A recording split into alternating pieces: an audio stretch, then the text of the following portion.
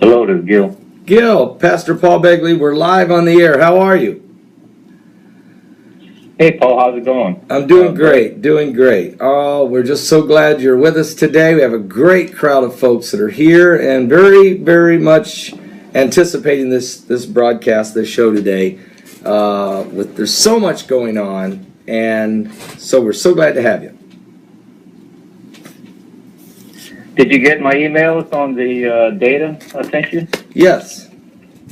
Okay, good. Okay, I have in front of me all of your graphics. Okay. Okay, great. So we're ready to start on this. Anytime you're ready here, I need the very first one you have here. First of all, let's sum it up this way, folks. Gil Brazard is an astronomer, and he's been studying for years the planet 7X, the theory of that, of course, Planet X, Nibiru, different names people use, dwarf star, there's all kinds of names are used. NASA, this week, we found out that NASA in 1983 had held a press conference in which two NASA scientists said they had discovered a planet on the edge of our solar system, a planet that they called Planet X. These were two scientists, and they made this announcement. It's 1983, the Washington Post. I've read the article this week. Now, last Friday, there was scientists in Chile with superpower telescopes confirmed twice of two different planets that they say was, again, on the edge of our solar system in the constellation of Orion. It's the same place that in 1983 that the two NASA scientists said they saw this huge planet, larger than Jupiter, on the edge of our solar system that they called Planet X. But in 1992 or so, when the lead scientist of NASA died, we never heard NASA ever talk about Planet X again. Well, Gil Brazard has studied historical data from the Chinese and from the Europeans and has overlaid their findings of things they've seen in the sky and sights and signs, and has overlaid it with biblical historical data of events that happened in the Bible and have matched them that something definitely happened. The question is what caused it. He has been working and calculating relentlessly, and we look forward to hearing his information. I know Gil has also been saying that we may see Planet 7X by the spring of next year, but if we're going to see it, we may be able to start seeing it in December of this year. So we want to get caught up to where you left us off with that, Gil, and we'll let you take it from there as it relates to. Let's ask the first question about 1983 and NASA saying they saw Planet X in 1983. What's your take on that? Well, we had Dr. Harrington that earlier than that gave a scientific report. I have a copy of that. Okay. There is a person out there whose initials are MM that are misquoting the scientific paper. He's going out there telling the public that he had agreed with Dr. Stitchin's 3,600 years. And you can go see an interview that Stitchin did with Robert Harrington on my YouTube channel, Planet 7X, where I point out exactly where he's stating that. Of a celestial body which you, I think, named in that paper an intruder. Yes. Which may have collided with or somehow turned on their side both Uranus and Pluto. It did a lot more than that, as a matter of fact. In that paper, we hypothesized that this intruder passed very close to Neptune, that it dislodged one of what we then think were many satellites of Neptune, and one of them became the planet Pluto. We actually think Pluto was an escaped satellite of Neptune. This will also take the orbit of Triton, the big satellite of Neptune, and reverse it. We'll take the orbit of the satellite Nereid and extend it outwards.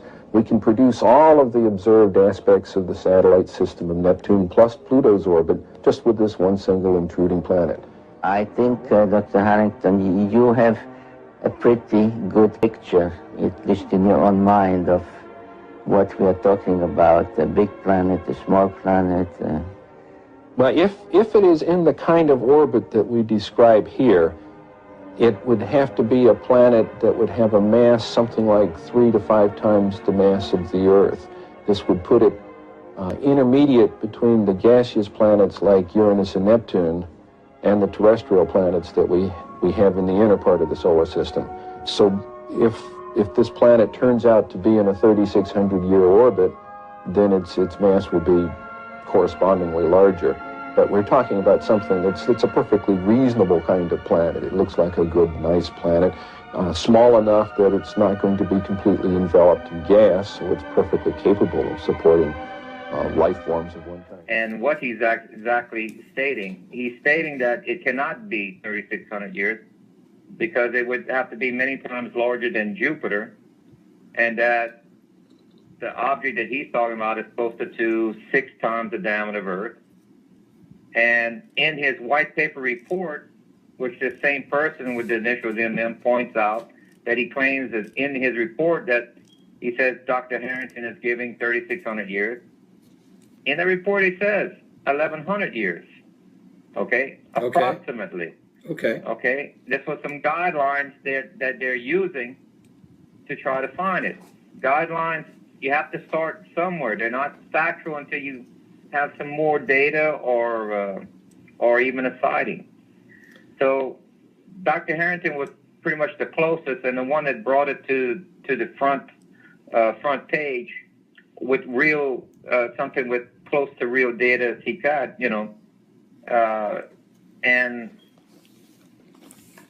if you look at also at Dr. Stitchin's, he uses a clay tablet where he says this is planets and such, and that the way the king was drawn so large compared to the other people, that obviously the king was an alien. Well, in almost all cultures of that time period, even Egyptians and so on, always drew the kings larger than life. Okay? That's a common motif on the cultures of that time period. Clay tablet that he's showing that he claims are planets is actually the sun in the eclipse mode, and that's stars, not planets. You can look at the similar thing called the Nibiru sky disk, where it's much clearer. And it shows that almost the exact same pattern of stars with the sun in the eclipse mode. So there's more than one way of looking at Stitchin's data, and other scholars do not qualify Stitchin's work. But Stitchin is the first one, pretty much, that brought this planet into the limelight of the people. We got to give him credit for that. All right.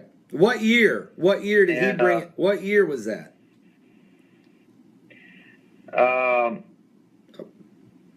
I'd have to look up. I know Dr. Harrington died in 1993. Okay. The Voyager and Pioneer probe of NASA, according to my data, most likely made instrument contact with the object in 1992 of December, because after that point they went silent. Because in 1983, the two scientists of NASA was Baumgartner and Hawk, and they're the ones that said they discovered Planet X, what they call Planet X, on the right on the edges of our solar system, in the constellation of Orion. So, are you saying Sketchings was ahead of them? That he was before their discovery? Well, the thing is that this object causes an anomaly on opposite sides of the universe. That's why they sent the first two probes opposite of each other, 180 degrees apart. Okay. And then they noticed that one satellite was picking up speed and one was slowing down. The one going to Orion was slowing down. That meant it's not in that direction. the one going to Sagittarius is speeding up. Okay. That means gravity's pulling it towards there. So that answered that there were two missing anomalies. Okay, that's what these observers were noticing, that there was anomalies in the orbits of planets that were perturbed, warped by unknown, they call it gravity, but actually now we know it's unknown magnetic forces. Gravity is the weaker force. The magnetic forces are much stronger, many magnitudes greater. Matter of fact, that's And we had Mike electric universe. Right, we had Mike Around the World on Tuesday, and that's exactly what he said, that gravity is not what holds everything together. Gravity is does keep us on the ground, but it's not gravity that's holding everything together. That's a more of a magnetic force, which is what you're saying. We now know that. Correct. If we were to take the same stories of the biblical and use the astronomy model 15 years ago with the gravity ruled universe, none of our models would have worked, right, pertaining to the biblical stories. But using a magnetic universe, we have an exact match, and we can answer 14 instances in the Bible that proves out in models. And that happens to match the same model as the Chinese. This is the same model we take in that same overlay and applying it to these stories. We have an object that comes in at the end of August or beginning of September, circles the sun, and exits in the month of Passover. Whether it's March or April, we will find out soon. But when you when you say that, when you say we'll overlay find pattern. When you say we're going to find out soon, I think you and I talked before, and about this is the third or fourth time that we've talked in the last year, kind of keeping an eye on what you've been talking about. And your YouTube channel, folks, Gil's YouTube channel is Planet 7X. You can check it out. He's got some great videos there, very interesting information there. And you said that if we may start to see this thing in December. So, and there's been a lot of people, two sun dogs, a lot of different things people have seen with their cameras, and there's been reflections, there's been a lot of different things, and there's been some folks doing hoaxes and different things. But at the end of the day, Gil, have we seen anything other than what these team of scientists in Chile seen with these superpower telescopes? Has there been anything else seen that could say that Planet 7X is out there or is going to be going by next March or April? Have we seen anything yet? Keep in mind that they didn't see this object yet. It's like a radar image, per se. They have yet to focus a telescope on it to find it. I agree. And with you. from what I'm read so far, whether or not the articles that I read were correct or not. And they're not exactly sure on the distance, whether or not it's a large object very far out or a small object very close. Right. They've made an estimate that they think it's 1.5 times the diameter of Earth. But we don't know from yet. the article that I read, they were unsure of it at the moment. Right. Let's take a look. Let's take a look at your. Go ahead. I'm sorry, Gil. Well, from the data that they gave us on the distance on where they were estimating it, put it around Uranus at the typical speed, maximum speed that the sun can drag an object to you. That meant it's at least 10 to 12 years away, so that's not our object. So you're saying what these guys saw in Chile on these objects that they saw, infrared, okay, haven't focused the telescope on it, but they do have infrared, two objects that are right on the edges of our solar system, that's not Planet 7X. Those are two objects, let's say, but those are at least 10 to 12 years out from if they're coming in this direction. Right. Okay. Let's pick up the data from the Chinese gives us the orbital path. It mirrors the biblical accounts of 14 incidences. It has to come in from a certain constellation. It has to come in from Sagittarius. This is not viewed in the Sagittarius region, and it doesn't seem to be on the planetary plane of Earth. It might be, but I don't think it is. Okay, let's say if it is, nothing to worry about. If it is, it's still 10 to 12 years out there. If it is, and it may not even be. And then to your point is, so it's not in the theory that you've been working this whole time. It's not what you've been looking for. It's not coming from the right direction, and it's not at the right time, years or timing. They had mentioned a velocity of over 2 million miles per hour, which I find kind of mysterious.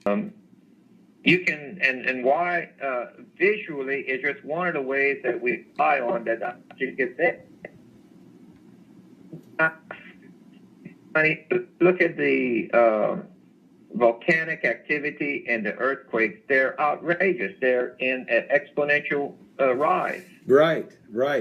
That if you look at all the other indicators, we have a problem. These are exactly the signs that we would see as an inbound body. We have perturbations of planets and comets.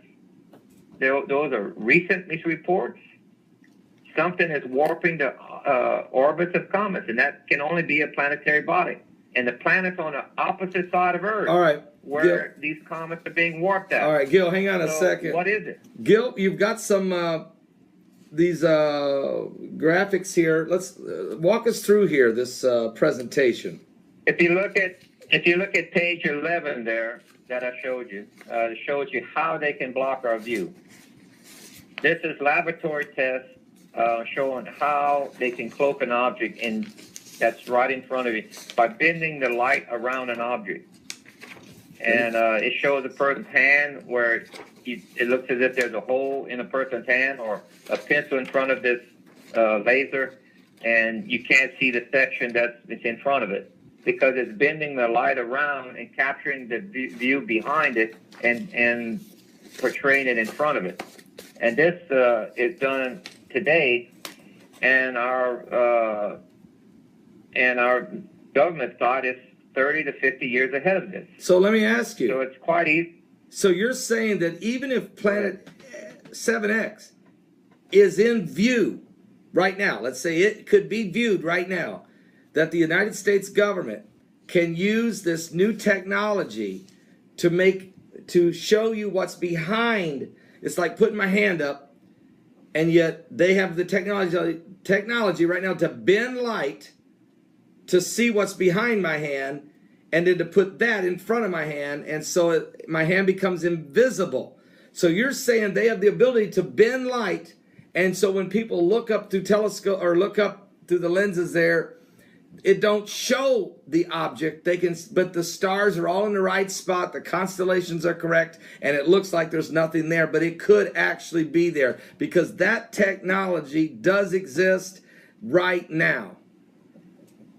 Yes, if you look at our bonus 2 video, we showed multiple technologies. The one that's most applicable in space environment would be the lasers. You can put these lasers on satellites, and you can use solar sails as reflectors, and you can actually bend the light where once it comes around to our view that you cannot see an object. Now, are they actually doing that? The only thing I can say is I've talked to high-level engineers and scientists working with the government that when I asked them that basic question, does technology exist to block our view? They gave me one short answer, yes. But they would not expound how. No, they didn't want to share. They don't want to share with you. The laboratory test showed it. Right. They do not want it. The government's not going to tell you, Gil, or anybody else how they have this technology and how it works. They're only confirming that they have the ability, folks, to bend light so that it looks like the object is not there. And what you're seeing is what's behind the object. And so that is correct. That's what's behind the object. But they can do it so that it bend the light so it looks like the object's not there. And so the government confirmed that with you. They have that technology. the card that they will play out before they will allow us to see it is you'll see some form of emergency that they will implement Homeland Security or martial law on the people. So you have a bank bail-in and rationing of fuel and food. Strong When you see delusion. those three things, Strong delusion, Gil. You I can mean, start this looking is up. this is what the Bible said. There would be this new world order at the end here would start bringing a strong delusion. People would believe a lie and be damned. This is how they will convince people to go ahead and take the mark of the beast, because they will bring them a strong delusion. They will be able to deceive them with technology and to cause them to damn their own souls. And so what you're saying is that this type of technology that could bring a grand, strong delusion is capable right now. It is capable to be done. without a doubt, the technology the government has in multiple fields technology that's 30 to 50 years ahead of us right now in the public realm. Wow. These videos I'm showing is what's in the public realm. Right. They're doing this in the public realm right now. The video that I'm showing you, this is a snapshot. Yes. And it shows what's presently being done in laboratories. Well, you just scale it up and you can do this. Yes. They have space-based lasers. They already have that. Yes. So it's not hard for them to do this stuff. The video Gil is talking about, folks, he's talking about the video Bonus 2. It's on his YouTube channel called Planet 7X. So you can watch this video after the broadcast. He will show you in that video, it's called Bonus 2. That's the video. He put it up not long ago. And you'll be able to watch that video, and it will show you the technology that has the ability to make things look invisible when they're not. And they can do this for weaponry here on Earth, but they can definitely use it in the sky. We all know about Project Bluebeam. We know there's all types of way to manipulate things. And so what they're showing you, what Gil shows you in the video Bonus 2, is technology that's 30 to 50 years old. In other words, they are 30 to 50 years ahead of that right now. So believe me, they can bring a strong delusion. They could hide an asteroid headed right for the Earth is going. Read your Bible. The Bible says there's going to be, it's like a mountain in Revelation 8:8. It's like a mountain burning. It will hit the earth with such force, it will kill a third of everything here. And right now, our government has the ability to hide. If that thing was coming, and if it was actually on its way and was destined to hit the earth next March, they have not shared it with you. They have hid it, and you wouldn't know it. That you would not even know it right now, and that could be the case. I'm not saying it is, but I'm telling you that's the technology. They can hide what is coming, and at some point, men will find it out, and that's where Jesus said there'll be signs in the sun, the moon, and the stars, distress of nations with perplexity, the sea and the waves roaring. Men's hearts will fail them for fear of what's coming on the earth. Fear. Why? Because something they'll see that will be so impossible to stop, they will just fall over dead in their fear. That's those who aren't ready. That's not me or you, okay? That's not me or you. Gil, let's go into this. You've got to show us here. We've got these graphics. Tell us what this first one is. What looks like the Hezekiah seal, maybe. Let me just hold it up here. What are we looking at here, Gil? Well, remember Hezekiah and Jonah? They were in the same time period. Remember Yeshua said the only sign that a wicked and adulterous generation will have was the sign of Jonah. Yes. 40-day warning. So that's alluding that the majority of the earth would not have a warning at 40 days. That would be the majority. But I think his people will have a warning slightly above that because they're paying attention. Right. But the rest of the world would be waiting for the government to announce to them that this is a real object. Now, this seal was found, and it has on it where the inscription says, belonging to Hezekiah, son of Asher, king of Judah.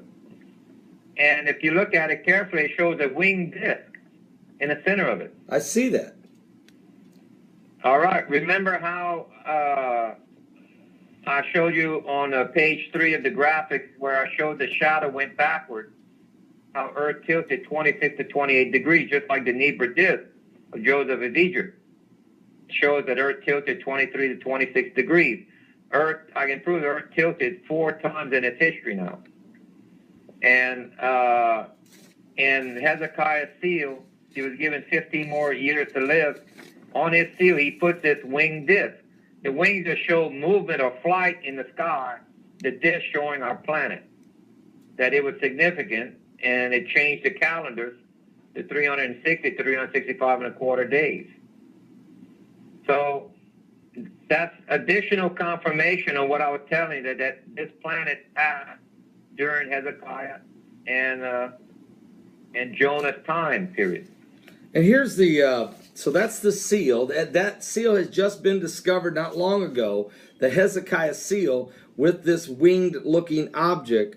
And here's what Gil's talking about with this, that the earth actually tilted on its axis. Is that what you're saying, Gil? That's what made Hezekiah's sundial, or we call it Hezekiah's sundial, but it was actually when he looked through that window that the sun actually moved 10 steps backwards, which is impossible, folks. Yes, in the Hebrew, it actually literally says steps. It doesn't say a sundial. Right. So if the steps are facing north and south, and a window with the shadow of the sun causing the sun rays and the shadow of the window, for that to move exactly 10 steps, the earth would have to tilt 26 to 28 degrees. The calculations work out. Now, let me help people just in layman's terms. There are folks saying, I don't get the point. Here's the point. It's impossible for the sun to move backwards unless the earth shifted. And in the Bible, the sun, the reflection, I should say, the shadow of the sun went backwards 10 steps or 10 degrees, if you will. And for that to happen, the earth had to tilt. And it did happen. It's in the Bible. It was a significant sign. And Gil, why did the earth tilt, in your opinion? Because the object came within midway between the moon and the earth again. This has happened 4 times in its past. And the magnetic attraction between the North and South Pole causes the two objects to tilt. It takes about 6 hours for Earth to tilt, and another 6 hours for it to go back to its normal position. So the only thing you're saying that could cause the earth to do that would have to be an object going by so big and so powerful that it would tilt the earth. You see, this object can either pass to the right or to the left of Earth. Right. If it passes to the left of Earth, Earth does not slow down in its rotation. It only tilts. If it passes to the right of us, then Earth passes through the plasma tail that shuts down the energy going into the North and South Pole like it did during Joshua's long day. Okay. And Earth will slow down 4.5 to 5.5%, compounded hourly till it comes to a stop within 24 to 28 hours. And you have an extended day of 12 hours. And then there was a meteor shower right after that on Joshua's battle where it only hit the enemy soldiers. There was no meteor shower for Hezekiah, so it came to the left of us, causing only a tilt. Okay, so 5 months later, when Earth passed through the second debris trail, that's when the 185,000 soldiers died of Assyria. Right. That was poised to attack Jerusalem. That's how they got but it says it happened at night. You see, the meteor shower in March is in the daytime. The meteor shower at the end of August is in the nighttime. They're opposite. Okay, so folks, of the path of the debris. So what you're saying is, when this planet 7X went by the Earth the first time, during Hezekiah's time, it tilted the Earth enough that the sun's reflection, the sun's shadow that came through the window there, went back 10 steps, which is an absolute major sign to the King Hezekiah. Then the earth had to settle back in. It took several hours for it to happen. Then 150 days later, or whatever it is, or whenever you go back through the debris field, not then, but the next time that Planet X comes by, during Joshua's longest day, folks, you have to understand, the sun stayed up for 24 hours and did not go down. That's impossible. The only way the sun would stay up there would mean the earth had to move and flow with the sun and not let the sun go down. So, and that happened. It's in your Bible. And what Gil is saying is the only way that could happen is for the planet 7X to have passed by the earth on the other side, which means it had made another orbit. So this orbiting of this planet 7X, it's like an oblong orbiting. It comes in, and that's why it's not a consistent exactly 333 years. It could be 319 years. It could be 384 years. It's in that ballpark as it swings by, but it's coming at an oblong orbit. Is that correct, Gil? Correct. It has a erratic orbit because there's too many things that are influencing its orbital speed, because it can run into moons or other planets. That's why Ceres was destroyed. That's why we had 3 days of darkness during the Exodus instead of during Yeshua's sacrifice. We only had 3 hours of darkness during crucifixion, during the eclipse. Now, question. Wait. Anytime you see in the Bible a double eclipse, that can't be done in the natural. Right. It has to involve a third object. Okay. Now, having said that, you're saying that Planet 7X could have caused Hezekiah's sun to go back 10 steps. That Planet X could have came by and caused Joshua's longest day. You're saying that Planet X could have been the reason that we had 3 days of darkness during one of the plagues of Egypt during the Exodus, the time of Moses, before he could get the children of Israel out of Egypt. And you're saying that Planet 7X, also coming by again, but coming by on the other side, could have created a double eclipse, which could have caused the earth to go dark for 3 hours when Christ was on the cross. And you went back and checked that against statistical information or recorded data by ancient civilizations in China and other places, and they confirmed something was going on in the sky during the exact same times of those 4 major biblical events. So it's not just a theory here. You're basing your theory of 7X on factual biblical accounts. And scientifically, as an astronomer, you're saying, and it is doable, Paul, and here's how it's doable. If there is an object that keeps making its way around toward this earth, it always keeps, and each time it creates something. Like in Jonah's day, it created a sign in the heavens for 40 days. Jonah preached, hey, look at the sign. Nineveh, you're going to be destroyed in 40 days. Okay, so each time you're saying this Planet 7X could create those events.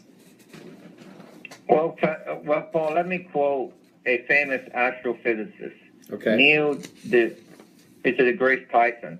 Okay, he said, "This is science."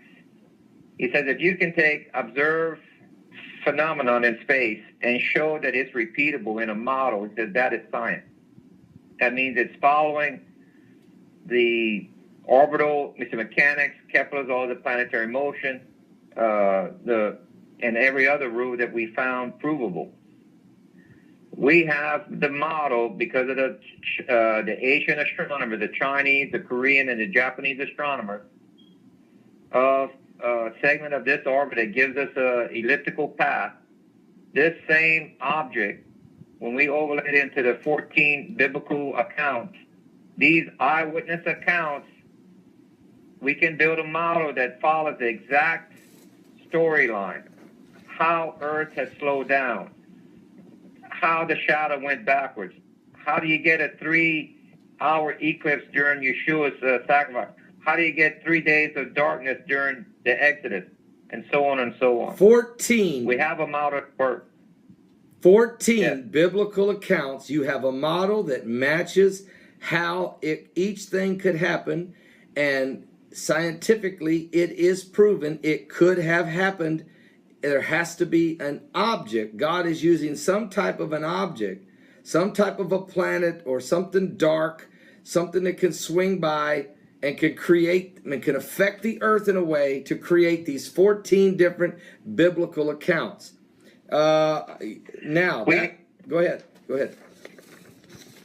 We have a Nibiru sky disk. Remember, this is just not also in the Bible. It's not only also in the Chinese.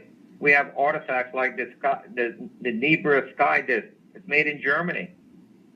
It proves out the Earth tilted 26 to 28 degrees, and with the star pattern it gives us the exact date, and that date lines up mid of the drought of Joseph of Egypt. Wow. Remember when Joseph had a dream at age 16? The stars, the sky, and the moon bowed to him? Yes, I do.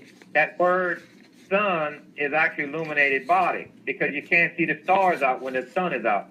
So just like in Greek, helios simply means illuminated body. It doesn't necessarily mean the sun. Well, that was age 16. At age 40, the skies did prove it the sky.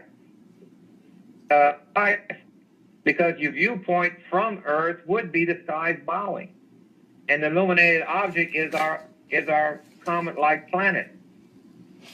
And so, unless people would like to say that the ancient German civilizations conspired with the Egyptian and the biblical accounts, right. But yet they didn't know each other yet. No, they didn't know each other. They couldn't have conspired. All right, Gil, just because of time reasons, I got to move this along a little. Now that you've built a case that there's been 14 biblical accounts that could be scientifically proven that a planet of some sort on some type of orbit has affected the Earth 14 times, and you can match it with biblical accounts, and it makes sense. We're talking about the 6th and 7th seal. I've heard you talk about before in the book of Revelation. Something has to cause a mountain burning like a lamp to hit the Earth. Is it a asteroid that's racing toward us, has nothing to do with Planet 7X? Or could Planet 7X be going by, bringing a debris trail that could cause Earth to enter into that debris trail and have a cataclysmic collision? Now, that's what people want to know listening right now. That's why people are here right now listening. My question is where are you at with it now? I think you told me you believed scientifically everything you studied, don't have a crystal ball, but somewhere within an 8-year window we should be having this event, and that this year seemed like to be the year that we would start to see it, and we would have some kind of an encounter next March or April in the spring. Where are you with that right now? How do you feel about that, or what is your take on it? We're on the edge because we can see possible economic collapse with the Seal 4 just about to happen. And there's a Middle East war brewing. All right, now wait a minute. We may not see it we may or may not see it at the end of December. But if not, then I would be looking for it in January, because we're not that far off. But we have to see Seal 3, 4, and 5 happen. Right. 3 is economic collapse, 4 is a war, and 3 is, Seal 5 is a peace agreement involving Israel in it, and that may happen January 15th if this date is correct. And I also wanted to point out to you. Okay. You can go ahead, Paul. I was going to say, if the date is correct, the 3 things, what you're saying is in the Bible, there's 7 seals. You're saying seal number 3 would be an economic collapse. Seal number 4 is a Middle East war. Seal number 5 is a peace agreement involving Israel, and it has to involve the whole world pretty well. And you're saying that if those 3 things happen, those are 3, 4, and 5, and that could happen, you're saying, here in the next not very short. And the reason you say these things could happen, Gil, is it because man knows what's coming, or is it because it's just the biblical prophecies that are leading us to seal 6 and 7? The biblical prophecies are reading more like a newspaper on a day-to-day event. Right. This is just there's only one person that can tell time ahead of, and that is the Father. And He gave it to Yeshua to give to John. Yes. To write this book. There's no way that they could have guessed it. Just like Revelation 12:1, where He gives us an astronomical date. I can tell you without a doubt, it is impossible 2,000 years ago, even if I would have given the software for them to better pick that date and match this. It's that date, the way they wrote it, could come from the Father to be placed in that text. It's impossible. So you have to know the orbital mechanics. All right, now, Gil, if for some reason that it isn't this December, it isn't this January, but that we're close, but we're off a little. What is your take? Could it be off just 1 year? Could we be right back in this situation next year, or is it more like 5 years if we're off a little right now? I mean, can you help me with that? Well, the Bible clearly says that for a wicked and adulterous generation, we have only a sign of Jonah as a warning, which is 40 days. If March 26th is the date, then the Bible says it qualifies that the earth would see it 40 days early. That's around February 15th. Okay. I think that's only for the adulterous and wicked, not His people. I'm a firm believer that possibly we'll see it a month or so earlier than that. That'd be January. I was giving an estimate for December, and I'm close, I believe. Okay, we may have to go into January before we would see it. Okay, so let's go. Let's just say. So you're saying, look, it could be that we will actually start to see this sign, the sign of Jonah, the sign of planet 7X. Maybe we will see it sometime in mid-January, anytime between now and mid-January. And if we do, you'll get a real naked eye view of it probably by February 15th, leading us to the March 26th date. If this is the year that the calculations have come together. Yeah. And that's... These are the signs that Yeshua said. You will see a sign in the heaven, and earthquakes will rise like the pains of a woman giving birth. We have both of those. Yeah. Oh, there's no disagreement. There's nobody can disagree with the fact that the Bible's prophecies of what would be happening in the end times, in Matthew 24, in Luke 21, Mark 13, we can see wars, rumors of wars, nation rising against nation, kingdom against kingdoms, famines, pestilence, earthquakes, direst places, persecution of Christians going on all over the world. We can see that we're living in the fig tree generation. I mean, I don't think anyone that studies the scriptures know that we got it. We're in the ballpark. We're in the season. We're definitely in the season. So the question is now, if that's the case and we're seeing things come together, could it be that these seals will start breaking here in the next few months, or could it be another 7 years from now before they start breaking? I mean, you know what I'm saying? I don't know. Yeah. Any economist would tell you that it's nearly impossible for this economy to stand for that long. The vast majority of economists right now are shaking their heads right now. They don't understand why it's still up right now. I don't think we can go another year. Okay. And I wanted to show you something before we exit out. That some new evidence. Okay. That I found in Mauritania, Africa. There's a mountain range which was dissolved away. There's a crater that they first thought was a meteor crater. But they came back and said, no, it isn't, because there's no signature of consite, which is a crystalline form when a crater explodes. That this is not a meteor crater. Is this the pictures you have here? Are we starting with this picture correct. Here? Okay. Right. This is a plasma discharge crater. Plasma discharge forms a flat area crater, and it dissolves mountains. This is about 300 foot deep. Now, you're saying right here in about about 25 to 30 miles across. Now, you saying, Gil, that this crater is actually in Africa, that this is the location where it hit? Something hit there? Yes. A lightning bolt. This is the plasma discharge. Remember when Comet Siding Springs passed near Mars just recently? Yes, I do. We have a picture that's page 4. It shows when Comet Siding, which is a small little comet, it lit up Mars. Okay? Okay, I got it. This and is that, actual. That showed a plasma discharge between the comet and Mars. Well, for this planet, 7X I call it, for it to pass between the moon and the Earth, there had to have been a discharge when Earth went through its tail, or whenever it got near enough. We have a crater that signifies that. We can see the same type of craters on the moon. If you look on page 10, you can see plasma craters, which the physicists have identified on Venus, Mars, and the moon. Well, these 3 planets, planet 7X passes near them, and it made electrical discharge craters on them also, because they're not concave, they're flat bottom.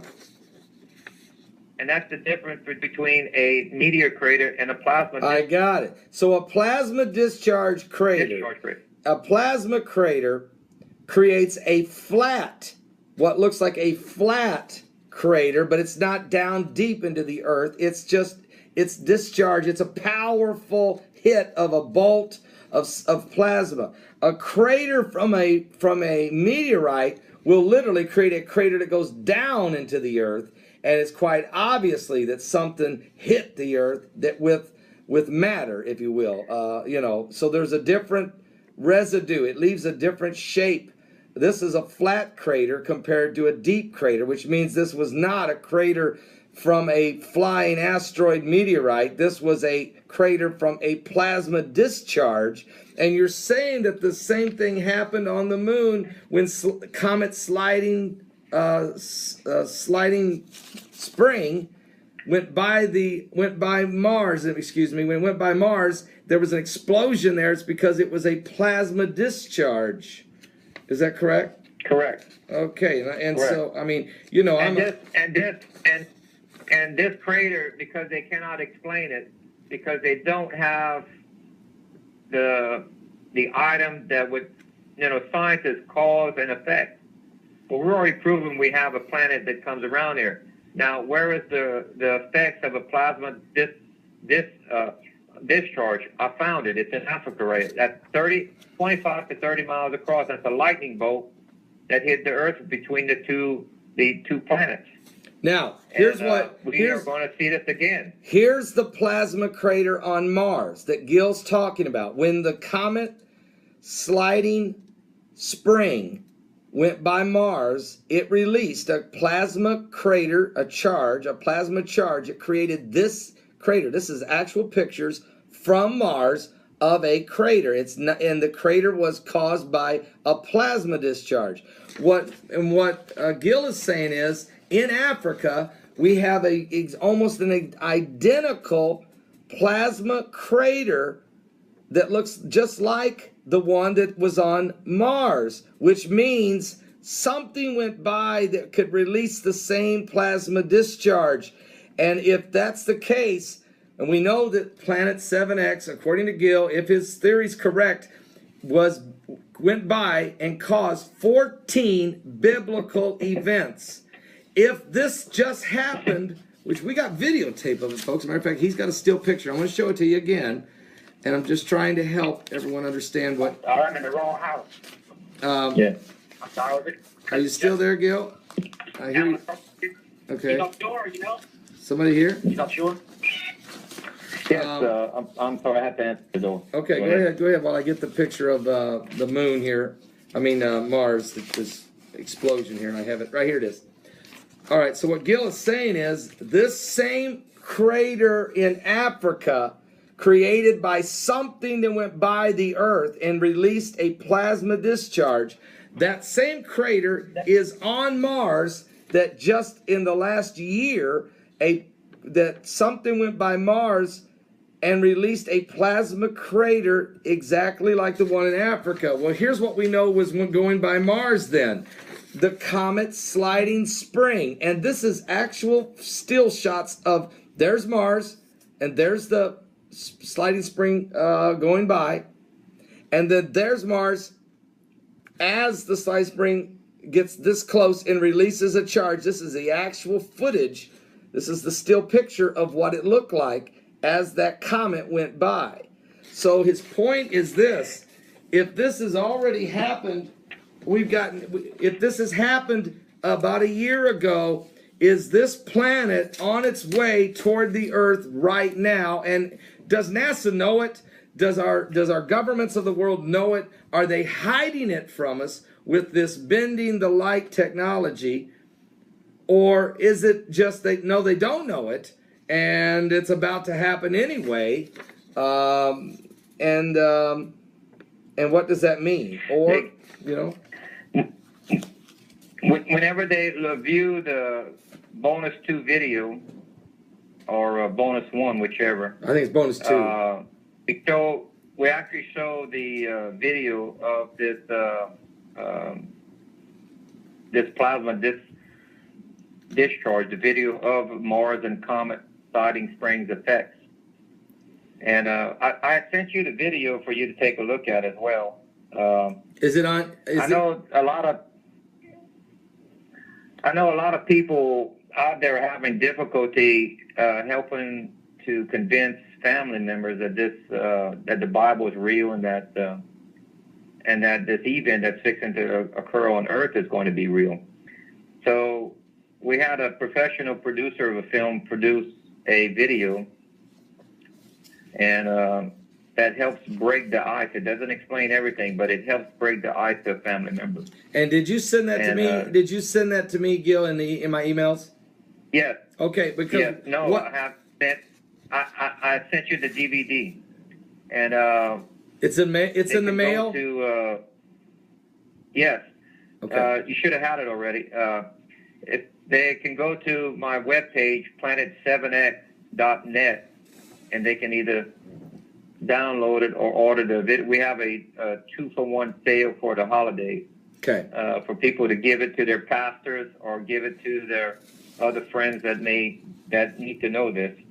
The rest of the videos to get educated on this is all free on my YouTube channel, Planet 7X. Okay. And they can see the stories of the Bible. But it helps. It's the video to break the ice and explain it, to where it opens the door for people to talk to people about it. And I want to say this, folks, that Gil is saying is that we understand there were 14 major events in the Bible historically that we already know has happened.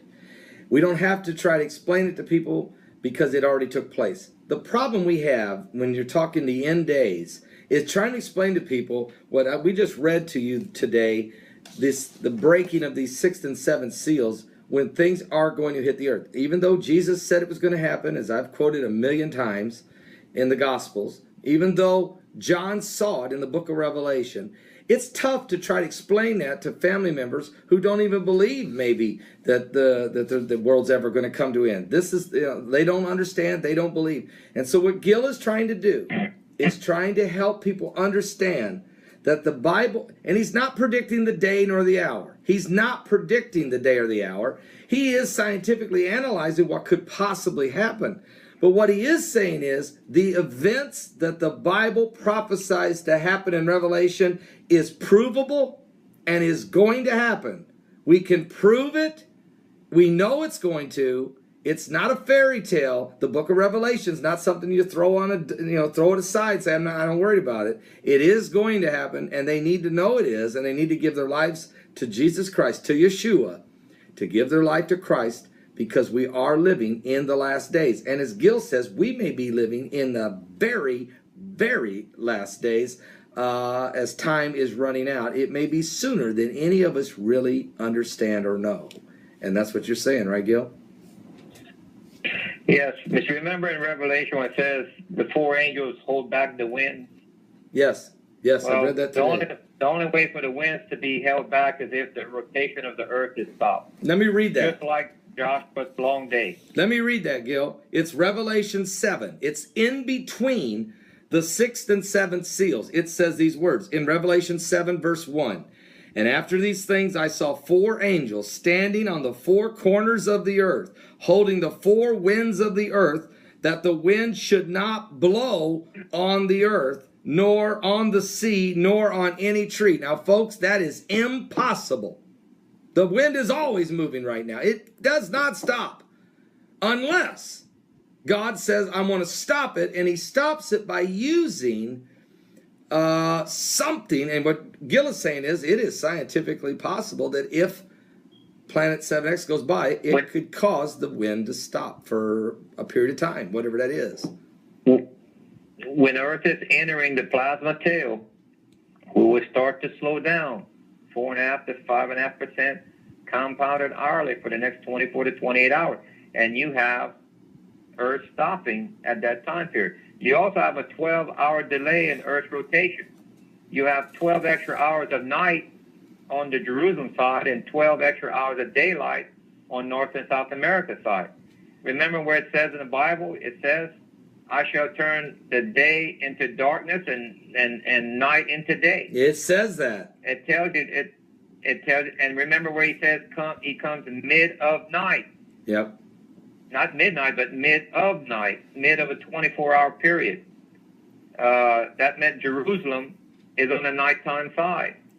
Wow. And the scientists are going to get this wrong because they don't have a model that shows Earth slowing down by 12 hours. We only have a biblical model, and they're not going to advertise that in public. No, and they're not going to believe the biblical model. They're not going to believe the biblical model, but scientifically, the biblical model can happen. There is a scientific way for it to happen. The greatest scientist, folks, of all time is the Creator himself. He is the master mathematician. He is the greatest physicist. He is the greatest, scientist there is. He created everything from nothing. You have to understand.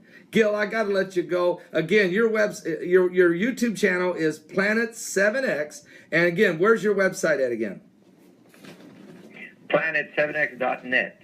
Planet7x.net. That is real easy. Planet7x.net. Gil, going to have you back on here again as we continue to watch this here in the next few months here as we're closing in on that March 26th date. We should know more about it. You're saying maybe mid-January, mid-February, we may know a lot more about whether or not this is the year that, in your theory, the Planet 7X theory, that we may be seeing this planet with the naked eye.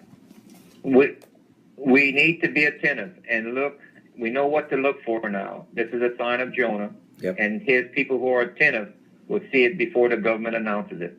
All right, brother. Yep. Appreciate you coming on, Gil. I really do. It's fascinating stuff. Great stuff. Great work you do. Tremendous work you do. I respect it greatly. Thank you, Paul. And it's been a pleasure on your show. Amen. Praise God. Thank you, Gil. And so again, folks, you have to, Gil's not saying this is the year.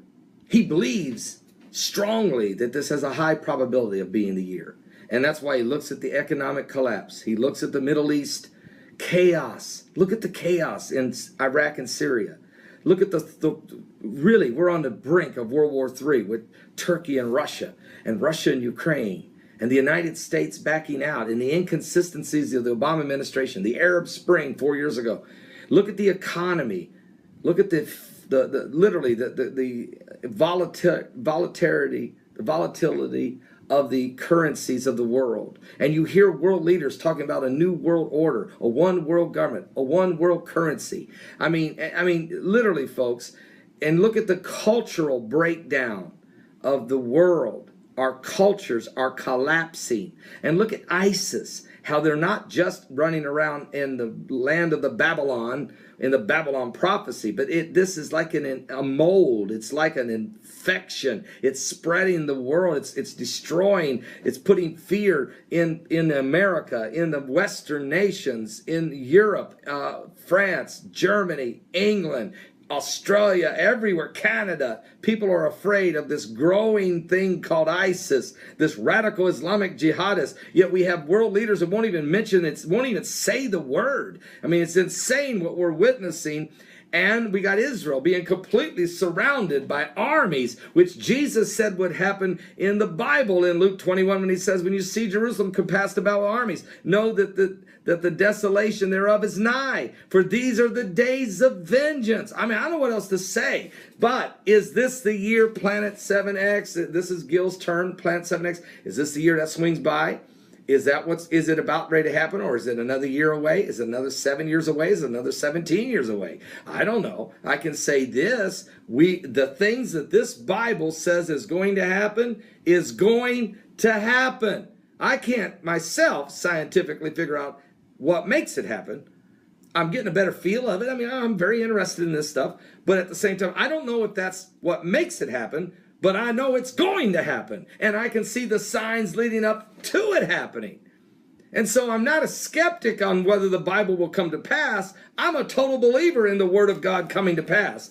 I absolutely know it's coming to pass, and it may happen, and guys like Gil Brazard may have figured out what helps make it happen, but at the same time, nobody can stop it from happening. Nothing can change the infallible Word of God. Not even Lucifer himself, who would love to cause God to lie. For if he could get God to tell one lie, it would stop the prophetic track that we're on. It would prevent him from spending eternity in a lake of fire. If he could stop one prophecy, he can stop all prophecy, and he knows it, and that's why he fights tooth and nail to the bitter end.